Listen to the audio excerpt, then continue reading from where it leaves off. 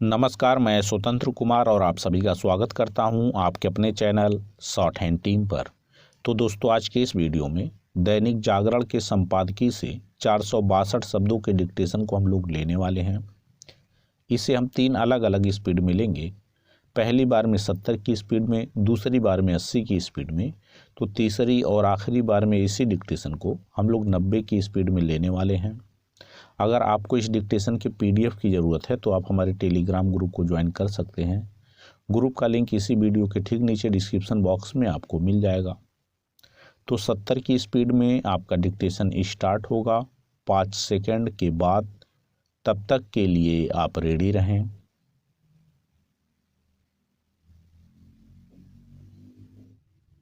Start.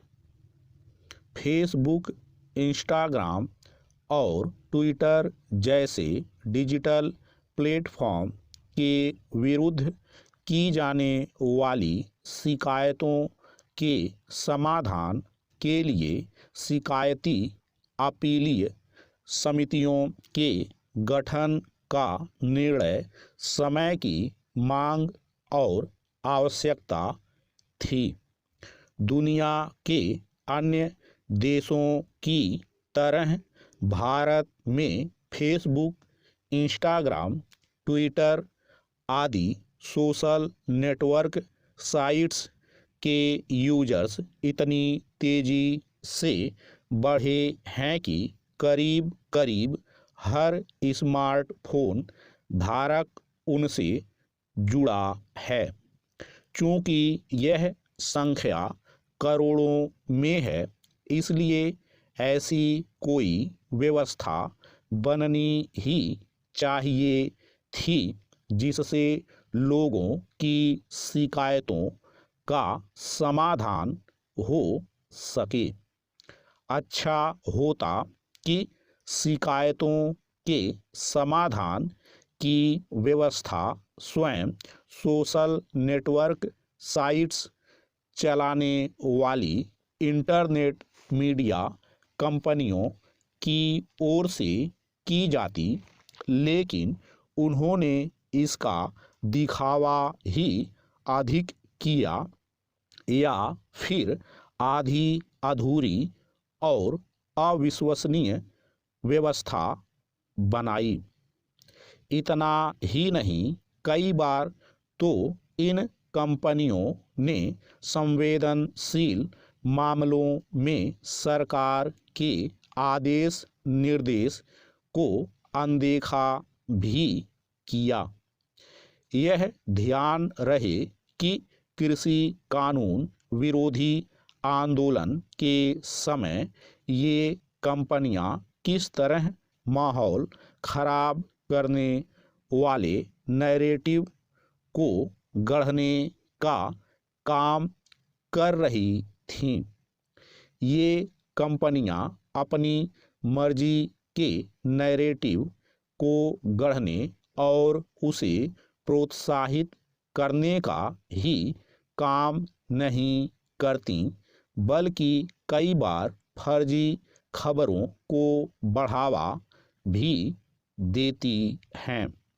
इसी तरह कई बार ऐसे विमर्श को प्रोत्साहित करती हैं जो समाज में भ्रांतियां और टकराव पैदा करने वाला होता है। इन स्थितियों में उन्हें जवाबदेही के दायरे में लाया जाना आवश्यक था।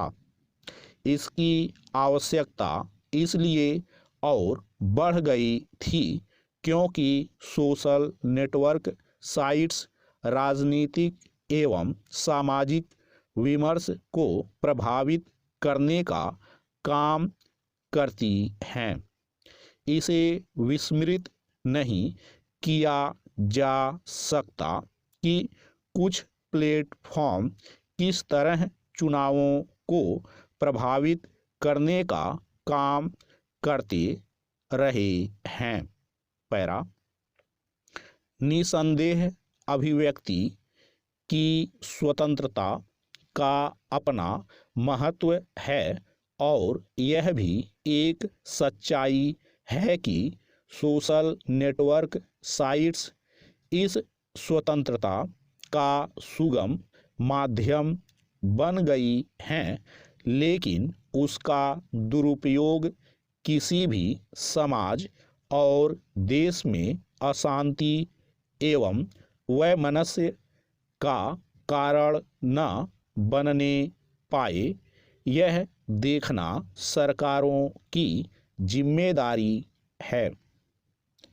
यह एक तथ्य है कि सोशल नेटवर्क साइट्स ने विश्व के कई देशों की सरकारों के सामने समस्याएं खड़ी की हैं और फिर यह कहकर अपना पल्ला झाड़ लिया है कि वे अभिव्यक्ति की आज़ादी को संरक्षित कर रही थीं। यह अच्छा हुआ कि देर ही सही सरकार ने सोशल नेटवर्क साइट्स के खिलाफ शिकायत करने के लिए अपीलीय समितियों का गठन करने के साथ ही यह व्यवस्था भी की कि उन्हें 30 दिन के अंदर शिकायतों का समाधान करना होगा। अब सरकार को यह सुनिश्चित करना होगा कि ये समितियां सोशल नेटवर्क साइट्स पर लगाम कसने में समर्थ रहें। यह अपेक्षा इसलिए क्योंकि अतीत में उन्होंने जवाबदेही के दायरे में आने से बचने का ही काम किया है। कोई कंपनी कितनी भी बड़ी क्यों ना हो, उसे इसकी अनुमति नहीं दी जा सकती कि वह देश के नियम कानूनों को मानने से मना करे। स्टॉप। दोस्तों, इसी डिक्टेशन को दूसरी बार में हम लोग 80 की स्पीड में लेंगे और आपका समय स्टार्ट होगा 5 सेकंड के बाद। तब तक के लिए आप रेडी रहें।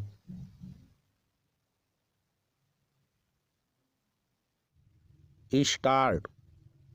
फेसबुक, इंस्टाग्राम और ट्विटर जैसे डिजिटल प्लेटफॉर्म के विरुद्ध की जाने वाली शिकायतों के समाधान के लिए शिकायती अपीलीय समितियों के गठन का निर्णय समय की मांग और आवश्यकता थी।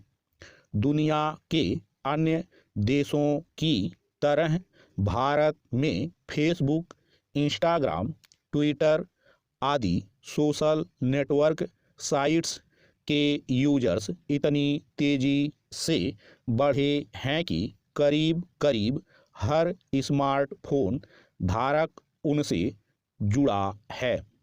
चूँकि यह संख्या करोड़ों में है, इसलिए ऐसी कोई व्यवस्था बननी ही चाहिए थी जिससे लोगों की शिकायतों का समाधान हो सके।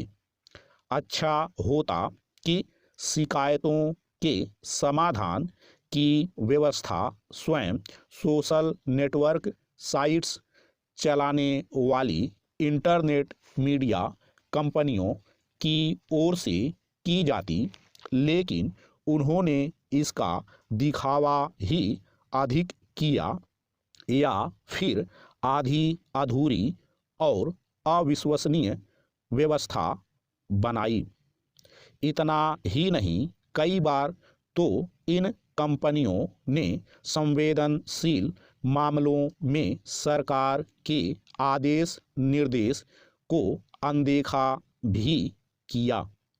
यह ध्यान रहे कि कृषि कानून विरोधी आंदोलन के समय ये कंपनियां किस तरह माहौल खराब करने वाले नैरेटिव को गढ़ने का काम कर रही थीं।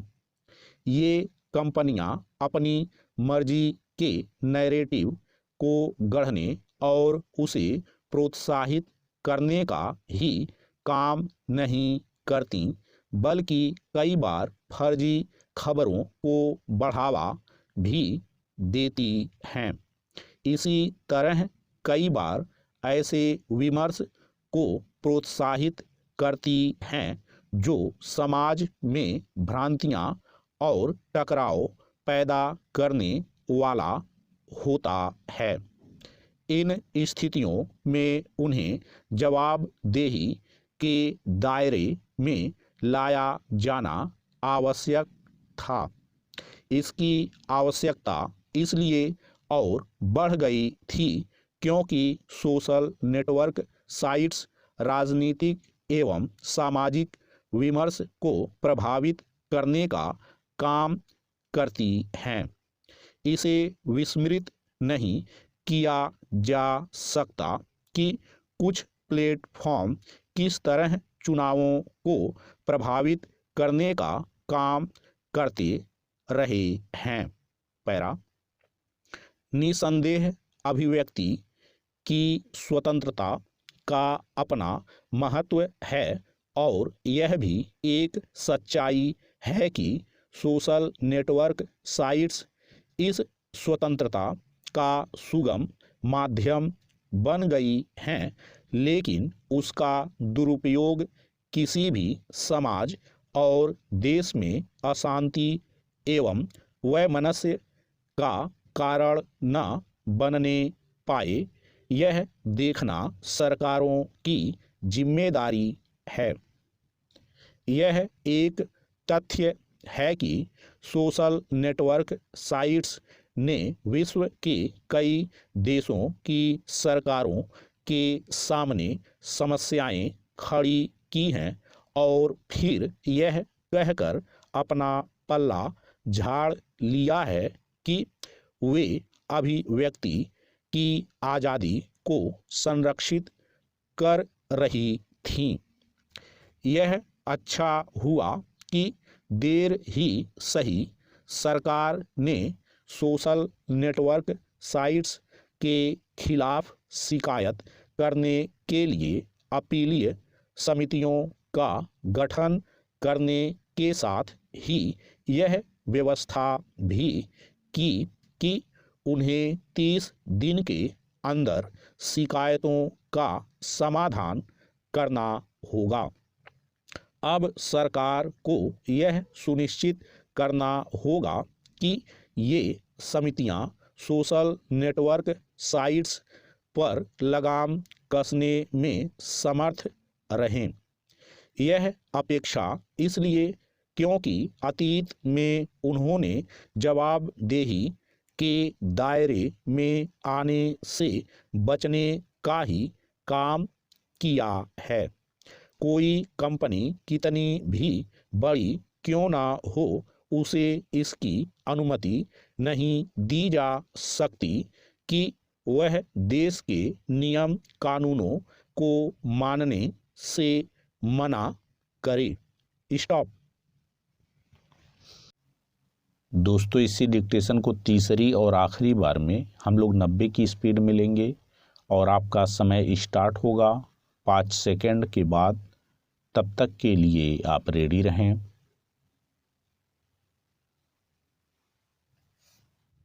स्टार्ट। फेसबुक, इंस्टाग्राम और ट्विटर जैसे डिजिटल प्लेटफॉर्म के विरुद्ध की जाने वाली शिकायतों के समाधान के लिए शिकायती अपीलीय समितियों के गठन का निर्णय समय की मांग और आवश्यकता थी।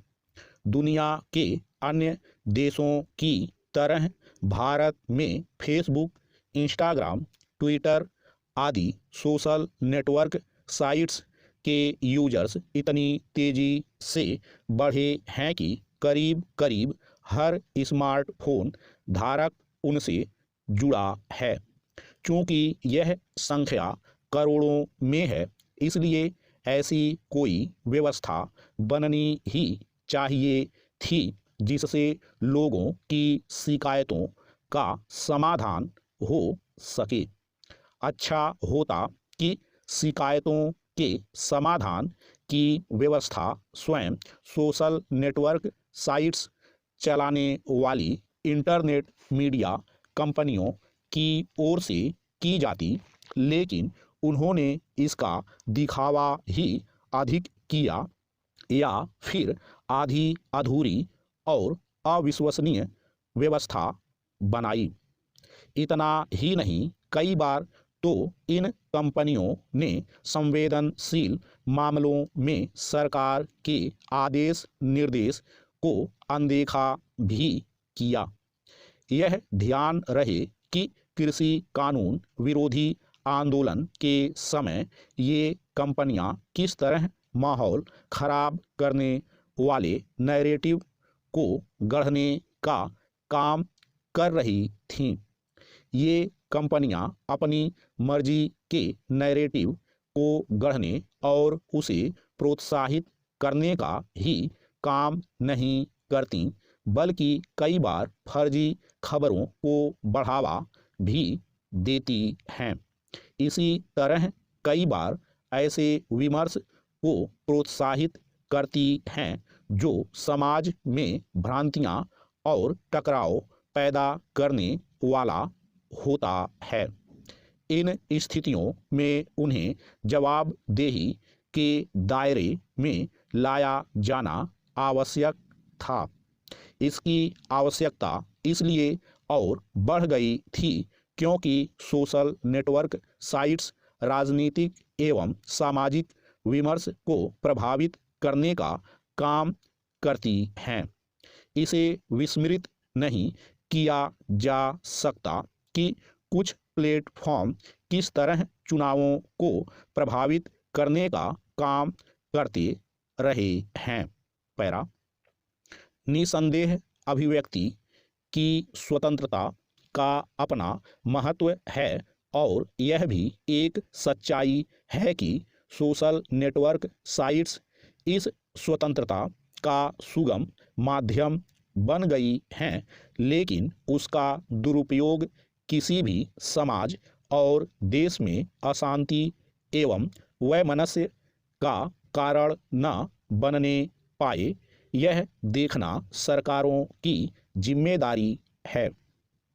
यह एक तथ्य है कि सोशल नेटवर्क साइट्स ने विश्व के कई देशों की सरकारों के सामने समस्याएं खड़ी की हैं और फिर यह कहकर अपना पल्ला झाड़ लिया है कि वे अभिव्यक्ति की आज़ादी को संरक्षित कर रही थीं।